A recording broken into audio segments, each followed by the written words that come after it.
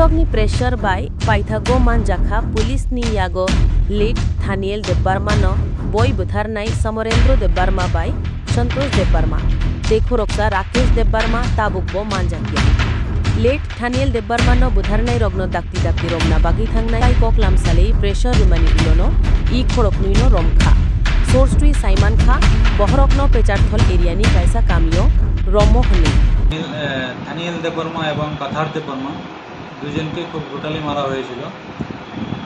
সেই ব্যাপারে তিনজনের বিরুদ্ধে একটা কেস রেজিস্টার হয়েছিল সিধাই থানায়। তারা হলো সমরেন্দ্র দেববর্মা, সন্তোষ দেববর্মা এবং রাকেশ দেববর্মা। যাদেরকে মারা হয়েছিল তাদের মধ্যে থেকে একজন থানিয়েল দেববর্মা গত 1/8 এই মাসের 1 তারিখে জিবি হাসপাতালে মারা যায়। তো সেই ব্যাপারে আমরা একটা খুনের মামলা রেজিস্টার করি।